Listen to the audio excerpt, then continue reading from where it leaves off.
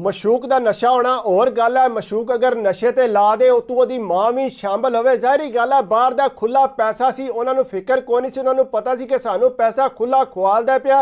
भरा बाहर होंदे सी और रज पैसे टोरदे, एक बारी भरावां कोलों पैसे मंगदा 10 वारी टोरदे सी, 3-4 मोबाइल गमा बैठिया। ज़ाहिरी गल है चोरी होने सी जिसले लापरवाही करदा, लेकिन भरावां ने कदे फिक्र नहीं की।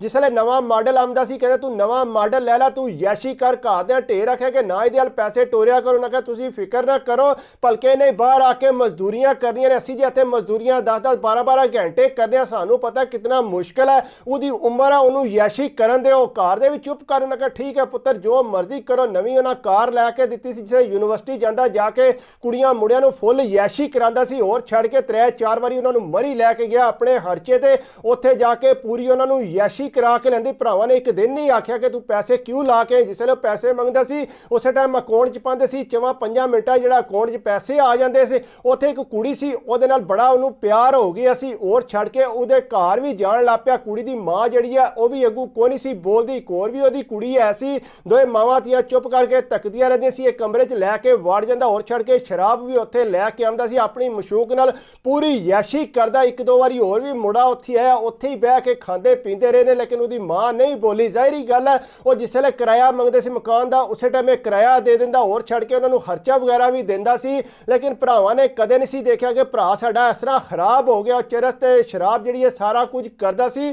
किन्नी वारी घर इस तरह नशे च आया, घरदियां ने दस्सिया, उन्हें कहा ना तुसीं फिक्र करो अम्मा जी आपे ठीक हो जाएगा, इनू असीं बाहर मंगाना, तो देखियो तुसीं किस तरह आके इत्थे मजदूरी करेगा। इस तरह ही पाकिस्तान सारे खराब होंदे ने। घर दे चुप करके उन्हें कहा ठीक है पुत्र जिस तरह तुहाडी मर्जी उस तरह करो। जनाब एक जगह ते बैठक बनाई सी, उत्थे भी जो भी नशा होना है इन्हें पैसा लाना है। 1-2 वारी पुलिस ने पकड़ के खड़िया, बारों बार जवान ने पैसा ला के ते बाहर आ गया। घरदियां नूं खबर नहीं होण दित्ती। मशूक कहंदी है कि सानू तू अपने घर लैके जा, ताकि असीं तेरा घर जाके देखीए, असीं तेरे घरदियां नूं मिलना। मेरी अम्मी भी आ जाओ, कहंदा मैं तुहानूं जरूर लैके जांगा, लेकिन फिलहाल मेरा भरा पिया कहंदा है एक मैं प्लाट लैना है, उन्हां सारी फैमिली वास्ते पहला मैं खरीद लवां, उधरों फारग हो लवां, फिर तुहाडे नाल आके गल करां। उन्हें आख्या ठीक है।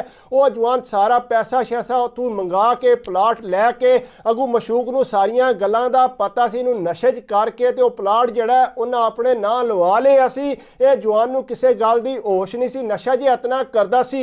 वो जिसले उन्हें आख्या कि असां तेरे घर जाना, ये जवान जिहड़ा कहंदा मोस्ट वेलकम, अपने घरदियां नूं कहंदा कि मेरे दोस्त ते उहदी फैमिली जिहड़ी है वो साडे घर आवना चाहंदे, ते तुसीं इंतजाम करो। घरदियां सारिआं नूं परेशानी बन गई। उन्हें कहा पुत्र कोई रंग रूंग घर करवा लेना सी, अगर तेरे दोस्तां ने आवना हालत कोई नहीं। उन्हें कहा कोई फिक्र वाली गल नहीं, तुसीं जिहड़ा इंतजाम करो, मेरे दोस्त बहुत अच्छे ने। वो घर दे चुप कर गए। उन्हें कहा ठीक है। उन्हें जनाब सुबह तू लैके पूरे इंतजाम करने शुरू करते। एतवार नूं उन्होंने आवना सी।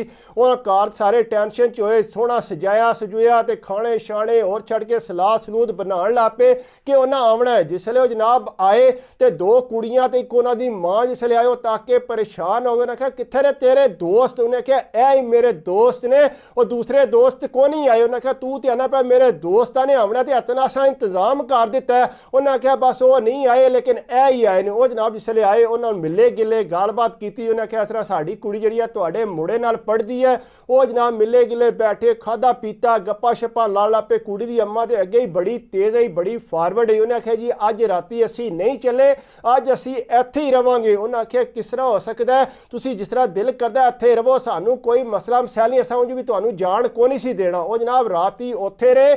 सुबह जिसले उठे तो जनाब देखा तो ना कुड़ी सी ते ना उहदी अम्मा सी, ते उहदी भैन भी उत्थे मौजूद को नहीं सी। वो जनाब सारा कुछ उन्हां दे घरों ठप ठुप के ते लैके गए निकल। जिसले उत्थों निकले तो पिछू घरदियां ने तकिया। उन्हें कहा सारा ते सारा घर ही खाली हो गया, ये तो लगता लुट के लै गए ने सानू। वो जनाब मुड़ा जिहड़ा परेशान, उन्हें कहा तुसीं फिक्र ना करो, मैं इन्हां दा घर तकिया, मैं उत्थों जाके भी इन्हां कोलों कढा लांगा, तुसीं फिक्र नहीं करनी। उन्होंने बड़ा जोश आया, घरों पिस्टल चुक्या, 1-2 दोस्त नूं फोन किया। उन्हें कहा मेरे नाल चलो, इस तरह मेरे नाल मसला बन गया। वो जनाब नाल गए। जिसले उत्थे तकिया तो मकान उसनूं ताला लग्या, किराए दे नूं अगू पिछू पूछया। उन्हें कहा ते किराए ते रहिंदे सी, ये ते इत्थों टुर गए ने। अगू समझ ना आवे, कहंदा यूनिवर्सिटी पढ़दी सी, उत्थों पता किया यूनिवर्सिटी भी कोन आई। उन्हें आख्या हुण के करिए। वो जनाब घरदियां नूं पता लगा, भरा नूं पता लगा, वो उत्थे परेशान हो गए। उन्हें कहा तू किहड़ा काम कीता, किहड़े बंदियां नूं तू घर लैके आया से। वो अगू जिसले पता यह लगा कि जिहड़ी इन्हें प्लाट लिया सी, वो प्लाट जिहड़ा उस कुड़ी ने किसी होर नूं अगे वेच दित्तिया। उन्हां जिहड़ा ਉਹ ਕੰਮ ਸ਼ੁਰੂ ਕਰਾ ਦਿੱਤੇ ਅਸੀਂ ਉੱਥੇ। ਉਹ ਤੱਕ ਕੇ ਪਰੇਸ਼ਾਨ ਹੋ ਗਿਆ। ਉਹਨੇ ਕਿਹਾ ਪਲਾਟ ਤੇ ਮੇਰਾ।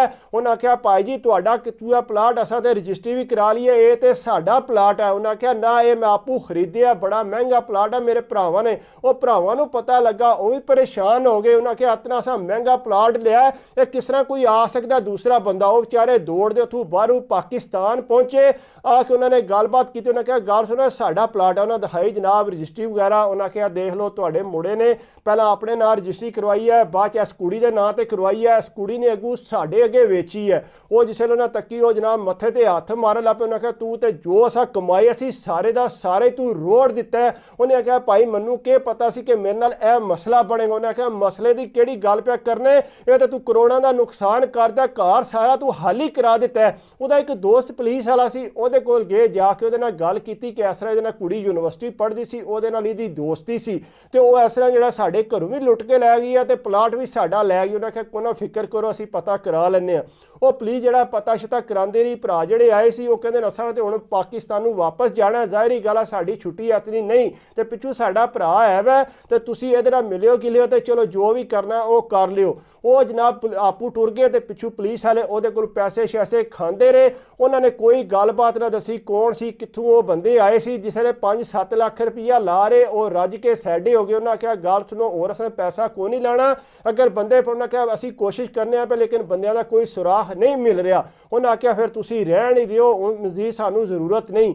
ਉਹ ਜਨਾਬ ਇਸ ਗੱਲੋਂ ਕਹਿੰਦੇ ਨੇ ਸਾਡਾ ਇਤਨਾ ਨੁਕਸਾਨ ਹੋ ਗਿਆ, ਅਗਰ ਭਰਾਵਾਂ ਨੂੰ ਲਾਡ ਦੇਣੇ ਨੇ ਤੇ ਕੋਸ਼ਿਸ਼ ਕਰੋ ਇਤਨੇ ਕੁ ਲਾਡ ਦਿਓ ਕਿ ਜਿਹੜੇ ਤੁਹਾਡੇ ਕੰਟਰੋਲ 'ਚ ਰਹਿਣ। ਇਹ ਨਾ ਹੋਵੇ ਤੁਹਾਡਾ ਇਤਨਾ ਨੁਕਸਾਨ ਹੋ ਜਾਏ ਤੇ ਬਾਅਦ ਤੁਸੀਂ ਰੋਂਦੇ ਰਹੋ। ਭਰਾਵਾਂ ਨੂੰ ਲਾਡ ਦੇਣੇ ਚਾਹੀਦੇ ਨੇ, ਜ਼ਾਹਿਰੀ ਗੱਲ ਆਪਣੇ ਦਿਲ ਤੋਂ ਵੀ ਅੱਗੇ ਹੁੰਦੇ ਨੇ, ਲੇਕਿਨ ਕੰਟਰੋਲ ਕਰੋਗੇ ਤੇ ਤਾਂ ਨੁਕਸਾਨ ਤੋਂ ਬਚੋਗੇ। ਬਾਕੀ ਉਹਨਾਂ ਦੀ ਮਦਦ ਕਰਨੀ ਹੈ, ਜਿਸ ਤਰ੍ਹਾਂ ਮਰਜ਼ੀ ਕਰੋ, ਮੋਟਰਸਾਈਕਲ ਲੈ ਕੇ ਦਿਓ, ਉਹਨਾਂ ਨੂੰ ਪੜਾਓ, ਲੇਕਿਨ ਬਾਹਰ ਖੜੋ, ਇਹ ਤੁਹਾਡਾ ਬਣਦਾ ਫਰਜ਼। ਲੇਕਿਨ ਇਸ ਤਰ੍ਹਾਂ ਪੈਸਾ ਦਿਓ ਕਿ ਉਹ ਨਸ਼ਾ ਕਰਨ, ਚਰਸਾਂ ਪੀਣ, ਯਾਸ਼ੀਆਂ ਕਰਨ, ਇਹ ਕੰਮ ਨਹੀਂ ਕਰਨਾ ਚਾਹੀਦਾ। ਮਸ਼ੂਕ ਤੇ ਸਾਰਾ ਕੁਝ ਉਹਦਾ ਲੁੱਟ ਕੇ ਲੈ ਗਈ, ਅੱਗੂ ਤੀ ਇਸ ਤਰ੍ਹਾਂ ਦੀ ਉਹ ਬੇਵਕੂਫੀ ਦੀ ਜ਼ਾਹਿਰੀ ਗੱਲ ਨਹੀਂ ਕਰੇਗਾ। ਭਰਾਵਾਂ ਨੇ ਪੈਸੇ ਨਹੀਂ ਟੋਰਨੇ ਤੇ ਉਹਨੇ ਬੇਵਕੂਫੀ ਕਿੱਥੋਂ ਕਰਨੀ ਹੈ। ਬਾਕੀ ਅਗਰ ਮੇਰੀ ਵੀਡੀਓ ਤੁਹਾਨੂੰ ਅੱਛੀ ਲੱਗੀ ਹੋਵੇ ਤਾਂ ਕੋਸ਼ਿਸ਼ ਕਰਿਆ ਕਰੋ, ਲਾਈਕ ਕਰ ਦਿਆ ਕਰੋ, ਕਮੈਂਟਸ ਕਰ ਦਿਆ ਕਰੋ, ਸਬਸਕ੍ਰਾਈਬ ਕਰ ਦਿਓ ਤੇ ਦਿਲ ਖੁਸ਼ ਹੁੰਦਾ ਹੈ। ਬਾਕੀ ਦੁਆਵਾਂ 'ਚ ਯਾਦ ਰੱਖਿਆ ਕਰੋ, ਆਪਣੀ ਸਿਹਤ ਦਾ ਖਿਆਲ ਰੱਖਿਆ ਕਰੋ। ਸਿਹਤ ਅਤੇ ਸਭ ਕੁਝ ਹੈ।